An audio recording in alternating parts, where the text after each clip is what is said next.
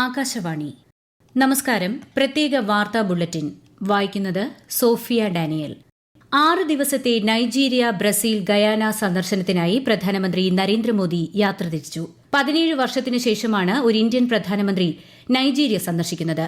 ബ്രസീലിലെ Rio de ജനീറോയിൽ G20 ഉച്ചകോടിയിൽ പങ്കെടുക്കുന്ന പ്രധാനമന്ത്രി ചൊവ്വാഴ്ച ഗയാന സന്ദർശിച്ച ശേഷം വ്യാഴാഴ്ച ഇന്ത്യയിലേക്ക് മടങ്ങും. അഴിമതിരഹിതവും കാര്യക്ഷമവുമായ ഭരണ സംവിധാനത്തിന് ലോകായുക്ത കരുത്തു പകരുന്നുവെന്ന് മുഖ്യമന്ത്രി പിണറായി വിജയൻ. നിയമസഭാ ബാങ്ക്വറ്റ് ഹാളിൽ നടന്ന ലോകായുക്ത ദിനാചരണ ചടങ്ങ് വിദൂര ദൃശ്യ സംവിധാനത്തിലൂടെ ഉദ്ഘാടനം ചെയ്യുകയായിരുന്നു മുഖ്യമന്ത്രി.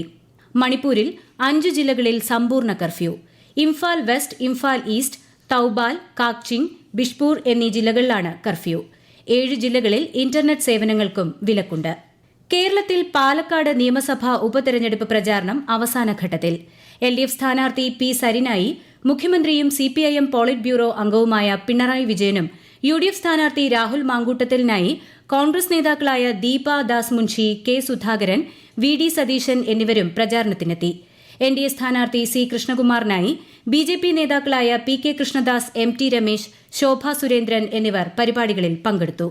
പണം നൽകി സൃഷ്ടിക്കുന്ന വാർത്തകളും ഡിജിറ്റൽ പ്ലാറ്റ്ഫോമുകളുടെ അൽഗോറിതമിക് ബയാസ്, നിർമ്മിത ബുദ്ധി എന്നിവയും സമൂഹത്തിനു വെല്ലുവിളിയായി മാറുകയാണെന്ന് കേന്ദ്ര വാർത്താവിതരണ പ്രക്ഷേപണ മന്ത്രി അശ്വിനി വൈഷ്ണവ്. ദേശീയ പത്രദിനത്തോടനുബന്ധിച്ച് ന്യൂഡൽഹിയിൽ സംഘടിപ്പിച്ച പരിപാടിയിൽ സംസാരിക്കുകയായിരുന്നു അദ്ദേഹം. ഛത്തീസ്ഗഡിൽ സുരക്ഷാ സേനയുമായുണ്ടായ ഏറ്റുമുട്ടലിൽ 5 മാവോയിസ്റ്റുകൾ കൊല്ലപ്പെട്ടു. 2 സുരക്ഷാ ഉദ്യോഗസ്ഥർക്ക് പരിക്കേറ്റു.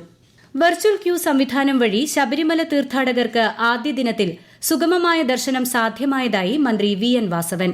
നട തുറന്ന വെള്ളിയാഴ്ച വെർച്വൽ ക്യൂ വഴി ബുക്ക് ചെയ്ത 26,942 പേർ ദർശനം നടത്തി. സ്പോട്ട് ബുക്കിംഗ് വഴി 1872 ഭക്തർ എത്തിയെന്നും മന്ത്രി പറഞ്ഞു. മണ്ഡല മകരവിളക്ക് മഹോത്സവവുമായി ബന്ധപ്പെട്ട് കാനനപാതയിലൂടെ തീർത്ഥാടകർക്കുള്ള സഞ്ചാരത്തിന് സമയക്രമീകരണം ഏർപ്പെടുത്തിയതായി ഇടുക്കി ജില്ലാ കളക്ടർ അറിയിച്ചു. സംരംഭക വർഷം പദ്ധതിയിലൂടെ 2.5 വർഷത്തിനിടെ 3,27,000-ത്തിലധികം സംരംഭങ്ങൾ സംസ്ഥാനത്ത് ആരംഭിച്ചതായി മന്ത്രി P. രാജീവ്.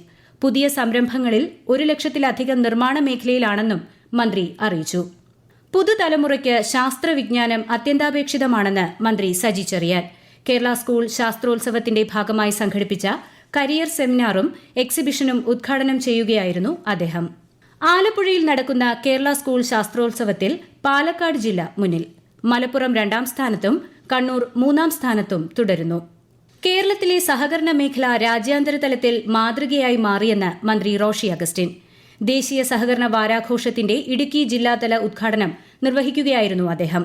കൊല്ലം ജില്ലാതല ഉദ്ഘാടനം മന്ത്രി KN ബാലഗോപാലും നിർവഹിച്ചു.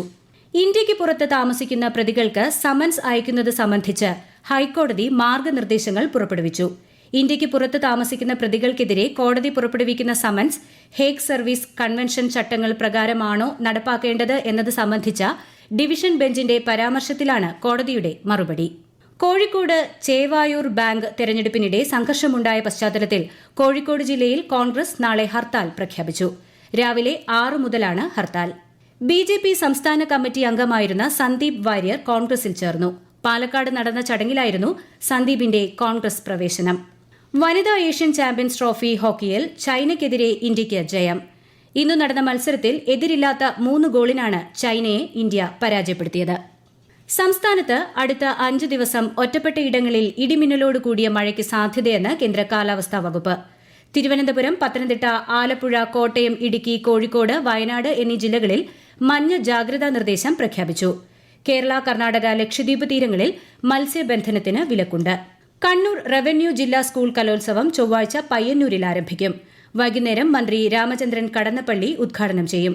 കോഴിക്കോട് റവന്യൂ ജില്ലാ സ്കൂൾ കലോത്സവം ഈ മാസം 19 മുതൽ 23 വരെ കോഴിക്കോട് നഗരത്തിലെ 20 വേദികളിലായി നടക്കുമെന്ന് വിദ്യാഭ്യാസ ഡെപ്യൂട്ടി ഡയറക്ടർ അറിയിച്ചു.